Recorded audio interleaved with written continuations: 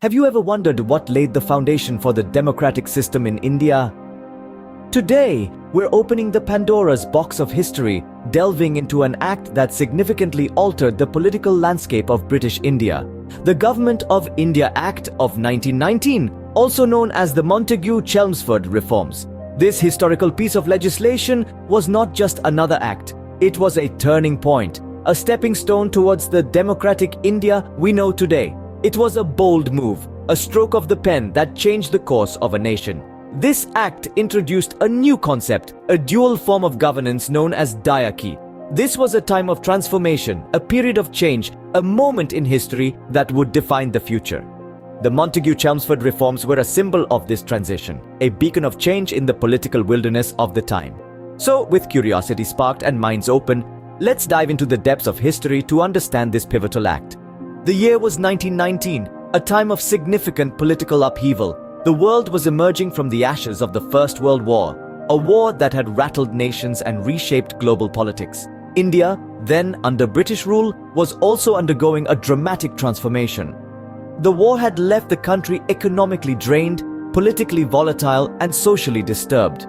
The British government, recognizing the need for reform, had already taken steps in this direction.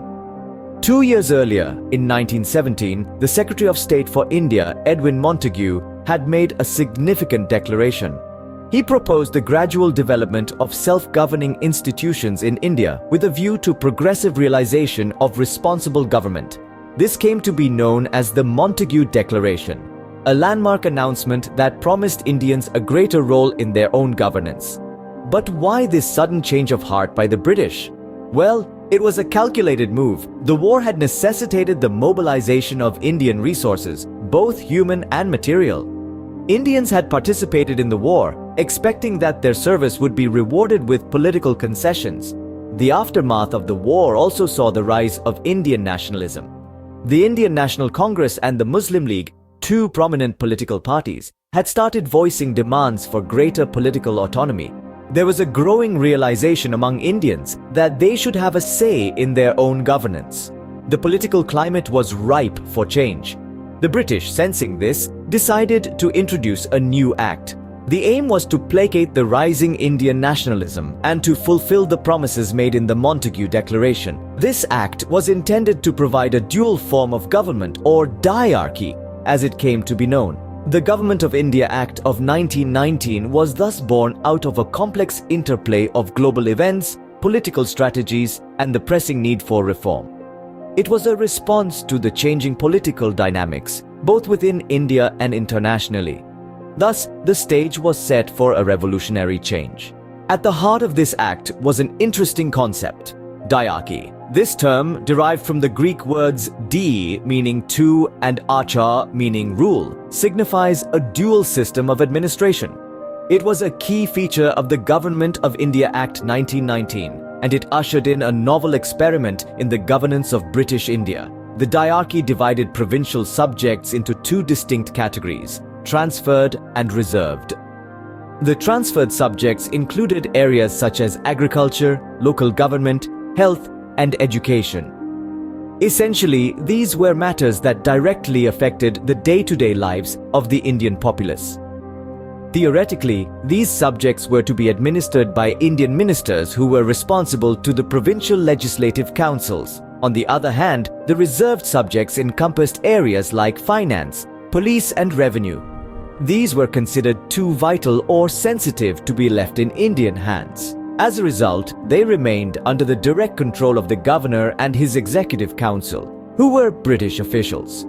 This dual system aimed to gradually introduce Indians to the art of governance without fully relinquishing British control. The governor, armed with special powers, could overrule the Indian ministers on transferred subjects if he deemed it necessary. This ensured that the ultimate authority still lay with the British. The operational mechanism of the diarchy was complex. The transferred subjects were to be administered with a semblance of autonomy, but the reality was often different. The Indian ministers lacked real power, while the British officials retained significant control. This led to a peculiar situation where responsibility was divorced from authority.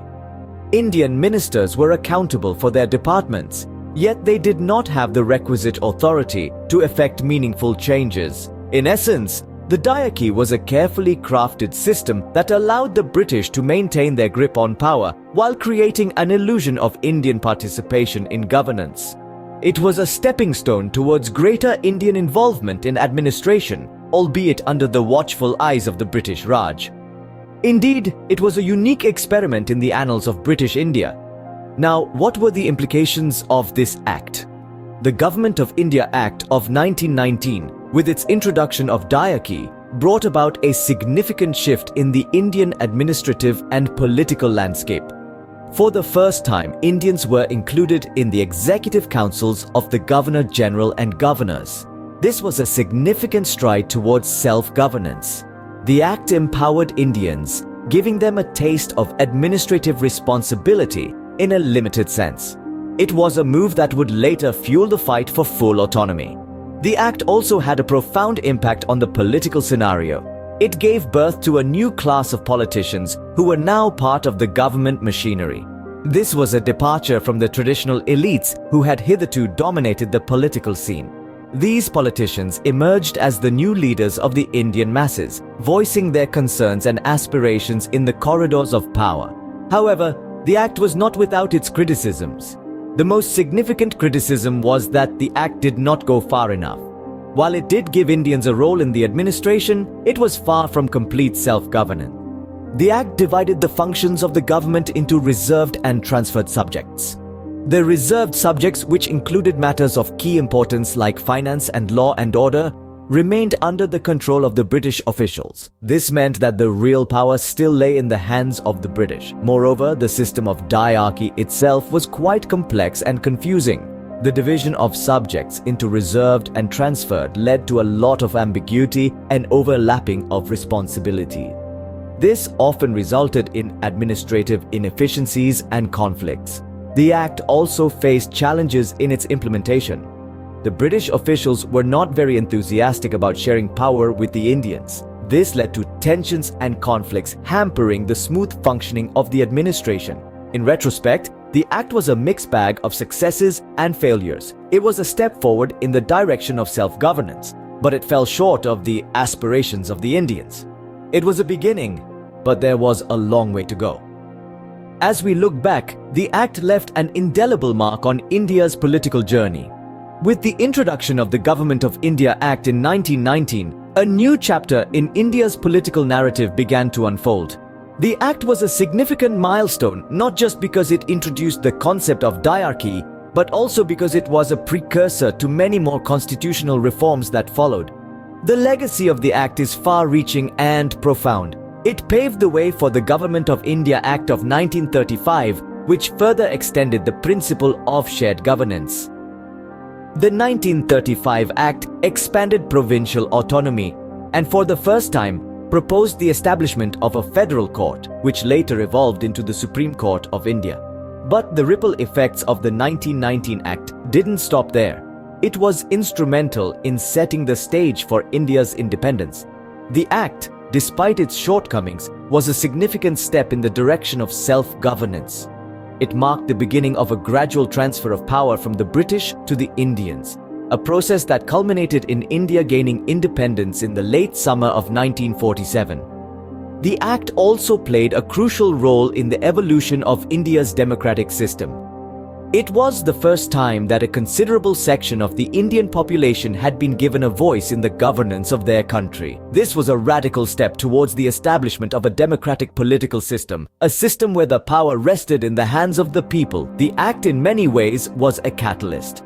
It sparked a series of events that shaped the political landscape of India. It helped to sow the seeds of democracy in a nation that was, at the time, under the grip of colonial rule. It gave Indians a taste of self-governance, and in doing so, it ignited their yearning for complete independence. In conclusion, the Government of India Act of 1919 was more than just a piece of legislation.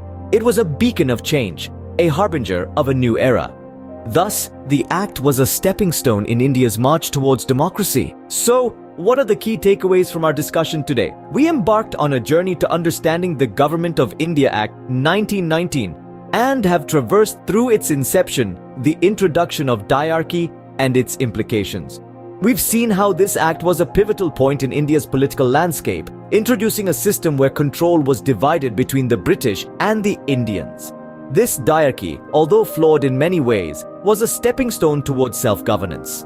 The implications of the act were far-reaching, and its legacy is still evident today. It set the stage for further constitutional reforms and sparked debates about India's political future. It's important to remember that the Act of 1919 was a significant part of India's journey towards independence. It was a testament to the resilience of the Indian people and their quest for self-rule. In the grand tapestry of India's history, the Act of 1919 is indeed a significant thread.